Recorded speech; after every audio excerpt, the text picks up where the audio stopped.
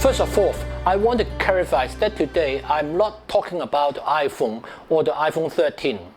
Today, I will talk about the ProRes, which is newly provided by the iPhone. Why would I like to talk about this? Many of my friends are very excited about the coming of this new iPhone, especially for this ProRes. They want to know if they can from now on easily take professional images with the ProRes, which the results are just as similar to those of professional video cameras. Of course, I will say not that simple. So what actually this ProRes is, and who will benefit most from this, or how to use it? And is it really much better than the most common H.264 video that we mainly used in the past? That is the main theme of this episode.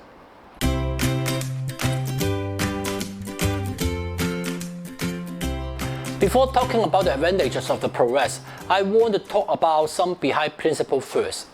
Firstly, after the sensor captures the reality and then transforms it into a visible image, mainly there are two basic ways.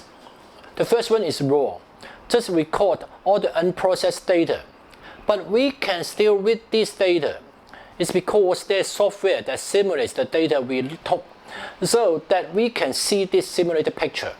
For example, the ISO or aperture that we call the metadata that we use during the filming. The software will apply such metadata to create the images for viewing. And actually, the RAW has not been processed yet. For still photos, that is a single RAW file. And regarding movies, that will be a motion RAW, a file that composed of many single RAW images. As you know that, since the RAW is the most primitive data, it's very large in terms of memory size. And the second way is no longer a RAW, but instead is a processed image. For example, it's the JPEG for still photos, and regarding video or motion picture, it's MPEG. Or you may interpret like that. MPEG is the motion JPEG, not just a single image, but instead by merging many consecutive images into one file. In fact, both ProRes and H.264 belong to the nature of MPEG, but just with different compression method.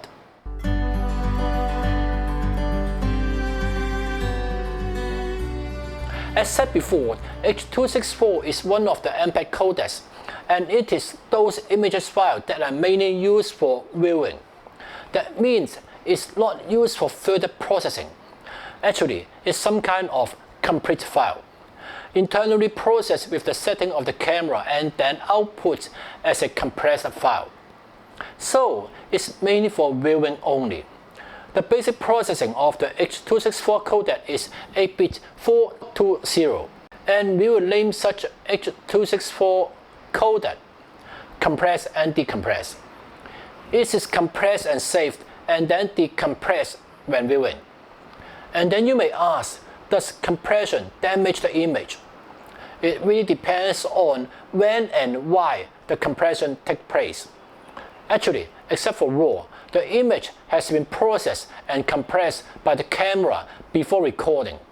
I mentioned before in the episode of GH5S that there are mainly 5 imaging methods: RAW, pixel to pixel, oversampling, light skipping, and pixel binning. Codec compression is not the main influencing element of the image. Instead, if there is severe compression during the imaging stage, for example, light skipping or pixel binning, that will be the most critical factor that impairs image quality. And thus, compression for memory and storage may not be a bad thing. The main difference between H.264 and ProRes is not their compression ratio. The main disadvantage of H.264 to ProRes is the 8-bit 420 sampling method. Why does H.264 use such a low sampling rate?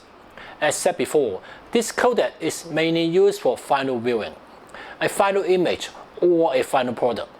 The initial idea is that you won't further process it, so the orientation is just for best storage. File size should be as small as possible. And again, H.264 is mainly used as a final product. That's why if you want to process it later, for example editing, the data is inevitably not enough.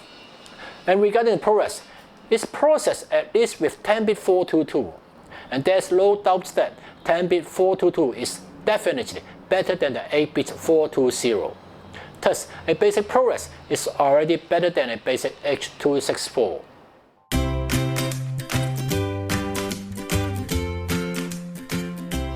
Nevertheless, the H.264 can be processed at rates other than the 8-bit 420.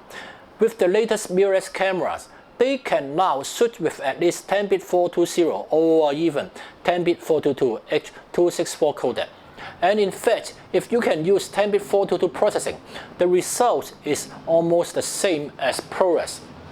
The main difference is just the packaging format of the codec. ProRes, of course, comes from the Mac Apple system, while the H.264 is a fairly open system that can be decoded without using a Mac device.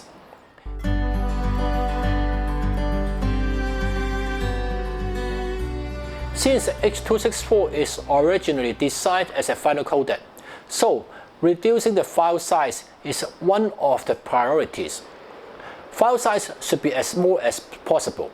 So, regarding the compression method, it handles the images on a half-second basis. For example, for the 24 frame per second movie, 12 frames per second will be a unit. The first frame of each unit is an intra-frame or keyframe. Only this intra-frame will have a complete memory, and the following 11 frames, or 14 frames for NTSC format, memory will only occur in those areas that have changed. For example, regarding my show now, the background remains unchanged most of the time. Only me, my mouth, head, and hands are moving and changing. So, as far as H.264 is concerned, the intra-frame will store everything, but the next 11 frames will only store my changing body movement, and it may not update the information of the unchanged area, for example the background. Actually, it's a very clever compression method. It requires more camera processing power, since it will be much simpler if it just stores every frame. However, it takes a more complicated way. It has to predict, calculate, and eliminate in order to store only those areas that have changed. Such method is called IPB. Nevertheless, it has another way to deal with it, the all-intra. And unlike the IPB, all individual frames will be stored. So, you may find that for some professional cameras, for example the Lumix GH4, there is the all-I option. All intra-frame means all frames will be wholly stored. Such processing is indeed very similar to the ProRes. And regarding the ProRes, although it's also a certain kind of codec, it never uses IPB for processing. It stores everything and every frame, and thus the file size is much bigger, as it's also compressed during processing. But let me remind you that although the H.264 is highly compressed during encoding, the details are compensated and restored during decoding. The details won't be lost too much. Instead, the main impact is the 8-bit 420 sampling method, since its orientation, just said before, is to give you a final codec, but the ProRes is not.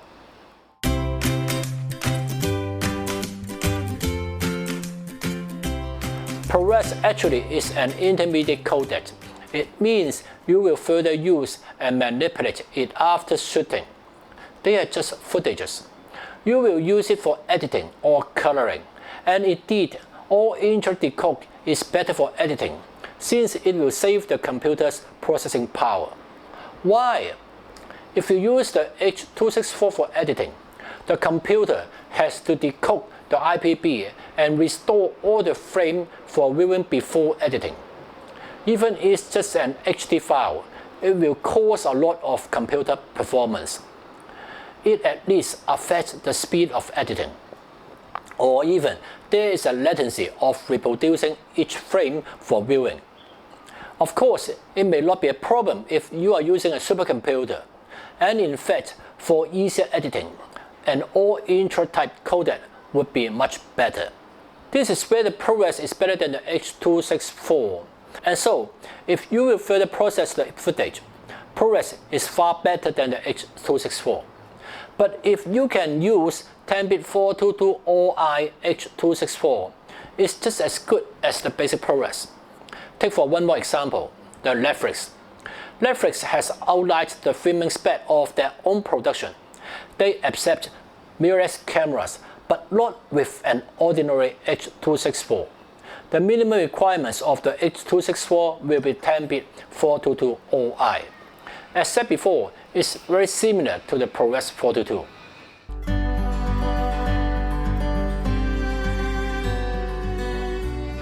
There are 6 types of ProRes: ProRes Proxy, LT, 422, 422HQ, 4444, and 4444XQ. Yes, totally 6. And even the lowest levels of ProRes still sample at 10-bit 422, and the 4444 is sampled with 444. The main difference is the bit rate. The bit rate is the number of bits used per second. The number of bits that are conveyed or processed per unit of time, and that's the data rate. H.264 does not have any standard bit rate, but it will be listed in your camera of the reference bit rate correlated to the image.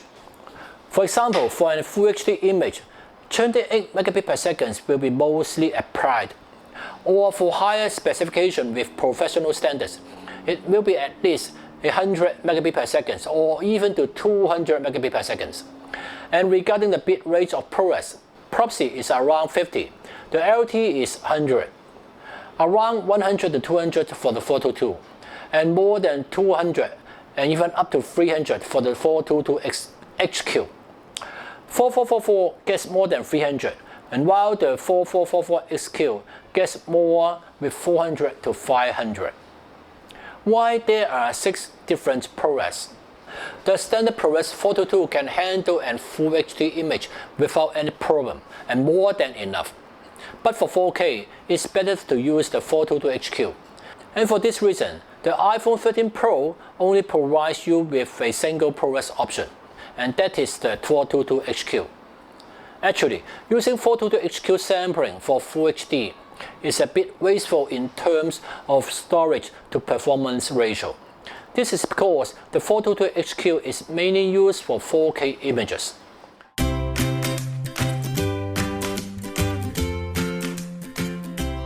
So, after all, is this ProRes really a magic tool? I will say no.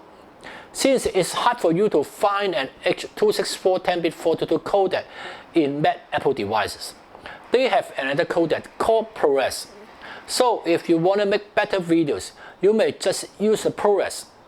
But if there's not a Mac Apple device, for example, most of those Pro mirrorless cameras, they offer many codecs with different bit rates, and you can even choose between IPB or All Intra. However, you can't choose from the ProRes since the ProRes must be All Intra.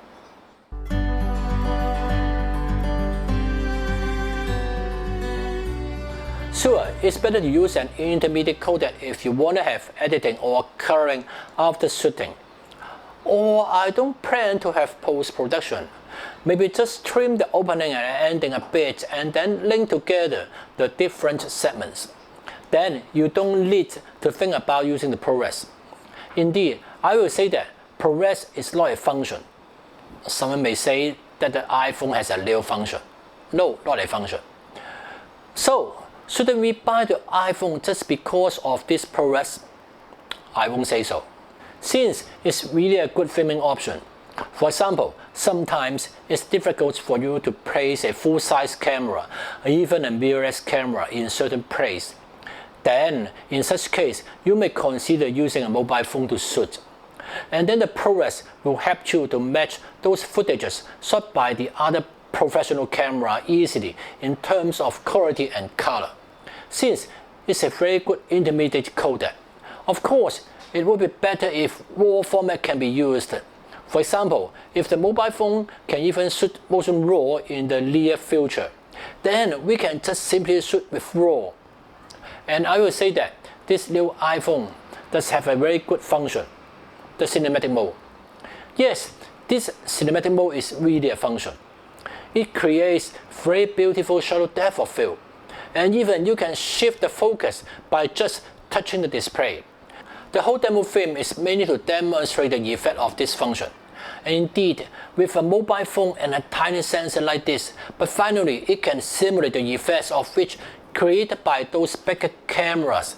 It's really amazing, and that's really a very good function. Is it worth it? It depends. If you love the product and appreciate those features, or even you can't really benefit from the ProRes, I think you can still get very good shots from the new iPhone. Just buy it if you like.